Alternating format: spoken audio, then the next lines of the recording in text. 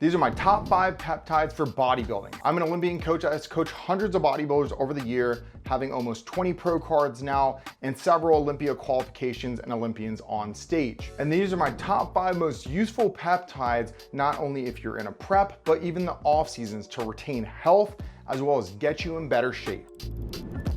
Coming in at number 1, I have Mots-C on this list, and this one may catch some people off guard because not everyone has crazy responses to this. However, most people respond very well and it improves their performance in the gym. On top of this, especially in an off season, it helps you with blood glucose utilization because it dries up AMP-K. And this is because it's exercise mimetic, so it will literally help you be more efficient with your training. On top of this, when it's burning more calories in a day, guess what? You get leaner. So in a prep situation or even in an off-season situation, it's a great add. Which brings us to one other thing I do want to substitute this with sometimes, would be an SLU PP332 in very high dosages, like 100 milligrams, and I have seen up to 400 milligrams in the bodybuilding space. Now the major caution here is I wouldn't go from Mots-C into SLU. You would need to take a break to repair the mitochondrial function, because once you ramp these things up, you eventually have to come back down and let things get back to a norm. SLU will become extremely popular within the near future,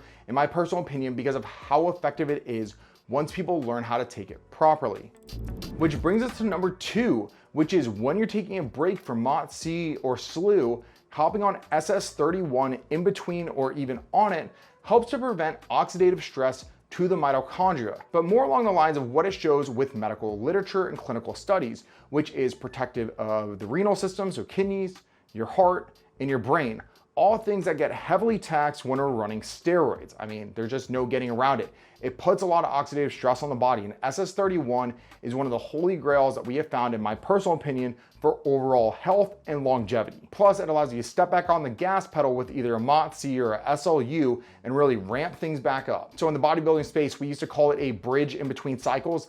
Think about this as a good bridge in between a mitochondrial peptide before rolling into another mitochondrial peptide. But it really repairs the damage that has been done from ramping up those cells. You have to be very careful, because if not, then you just feel like absolute trash and the peptide doesn't work as intended. So for bodybuilding, we're in this game for a long time. If you're struggling to calculate how to measure and actually dose your peptide, I've created a website just for you to help you out. This is called pepscalculator.com. It's free of charge and it just makes life easier. You guys have been so supportive of this channel that I wanted to give back to you guys. So thank you guys so much. Now, number 3, growth hormone. There's no really getting around it. This is an S+ peptide. This is one of the greatest peptides ever invented. The safety profile on it is so good for the sheer fact that we have literally over 40 years of data of people running 18 IUs a day of growth hormone without really many side effects. And I know that the risk of cancer or tumor cell growth goes up, but the real question is does it actually? In animal models, it does, but in human models, it's nearly insignificant data. Now, we do know that growth hormone drives IGF-1, which gives us muscle hyperplasia, or the creation of new muscle tissue, which is really what we're trying to get out of that growth hormone. That is the simple reason why it is so good. We really can't get hyperplasia as adults unless we're taking something like a growth hormone. And this is more like adding an exponent into an equation when you're talking about steroid use. It is not a multiplier, it's literally ramping everything up at a cellular level. On top of this, Tom Brady wouldn't have been Tom Brady without growth hormone. It keeps your tendons and your ligaments in check. It also helps with organ repair, nearly everything you can think of in the human body. That's what growth hormone is there for. It also keeps you much leaner year round. And from my personal experience, I drastically noticed the difference when I started growth hormone versus not. And I also had tennis elbow for like literally a year of my life when I started lifting, probably due to bad form, to be honest. However, when I started growth hormone, the relationship was I never had elbow pain ever again. And I had elbow pain when I started growth hormone, by the way. It just went away. I didn't think about it until I went back in time and I was trying to think about which compounds did what, and growth hormone was that staple for me year round without the negative side effects from running gear year round. Which brings us in at number 4, which is NAD+. Now, this is a coenzyme, this is not a peptide. However, a lot of people categorize it in the same bucket, and the reason why this is on this list is because it's good for nearly everything. We know that steroids have neurotoxicity effects on us, and that's something that we have to do is really protect our brain long term. And NAD+ not only helps with brain health, it helps with nearly every aspect of health in the human body. And I can tell you from personal experience, I took 100 milligrams of Skool one day, felt like absolute trash.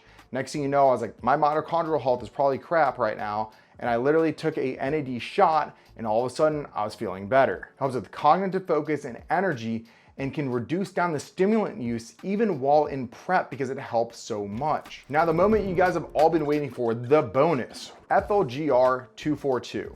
Unlike follistatin 344, we don't really see it work in practice. And I know I've had a lot of debates with people whether it works or not. What we usually see when we're taking the older version of it is that we get a little bit of better pumps in the gym, and sometimes we see a strength increase, but really no muscle increase. Follistatin is responsible for pushing down a hormone called myostatin. Myostatin basically locks our potential to grow as much muscle tissue as possible.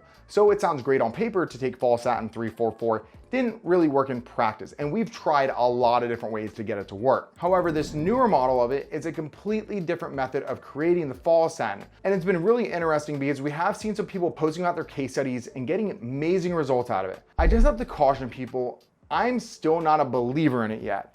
I haven't done it personally. I haven't had clients do it personally. Are you on gear? Are you modifying the gear that you're on? Are they growing because of that?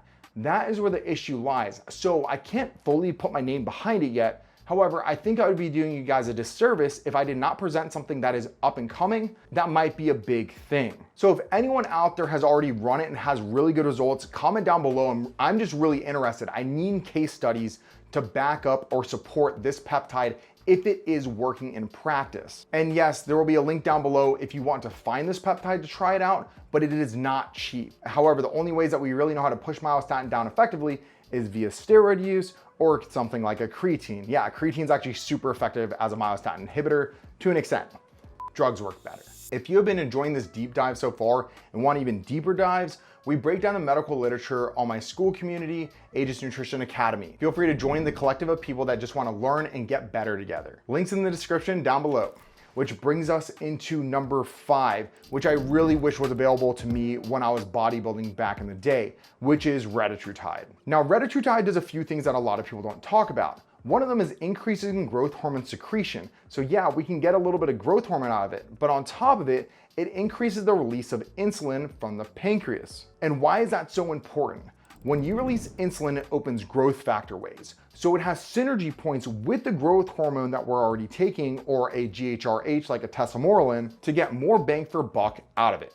We're taking the growth hormone, we want to open growth factor ways to try to get IGF-1 and hopefully MGF. MGF is mechanical growth factor. That's what causes the muscle hyperplasia to occur. On top of this, Retatrutide is going to reduce down systemic inflammation by making the body more efficient for utilizing blood glucose, which is extremely important when reducing down the risk of plaque buildup in our body over time. It also does something really cool, which we have a lot of clinical research on, is the improvements in liver function. Now, we see this on labs where LDL drastically starts to reduce down when someone starts taking Retatrutide, but also people with like liver cirrhosis, they start to have an improvement, or fatty liver, they start to have an improvement. It's extremely prevalent from adding the glucagon agonist into the mix from tirzepatide, which is just a GLP and a GIP, made a huge difference. The whole key was trying to preserve as much muscle tissue as possible with the addition of glucagon because, to be honest, in general populace, you're seeing people just not eat a lot of food, where in bodybuilding, we're still eating food, so we're really taking advantage of the glucagon release as well as the liver advantages from it, which isn't just from the glucagon, but also the GIP. So a lot of people are staying leaner year round. It makes prep easier. You're not as hungry. You don't lean into bad habits, whether it's drug addiction or just other bad tendencies, which we have a lot of literature showing that people that had addictive personalities were like, I didn't want to drink alcohol anymore. That's a very common one that we see. And I can tell you right now, I wish that I had it in prep to reduce down my appetite, just to take an edge off. I am someone that can naturally pretty much eat the air and get ready for the shows. However, it would have been nice not having a rat claw my insides every once in a while from being so hungry. And remember, everything has a time and a place. It depends on your situation and what your needs are. And that's why we have this channel with a ton of videos for you guys. So we see you guys in the next one and on the channel.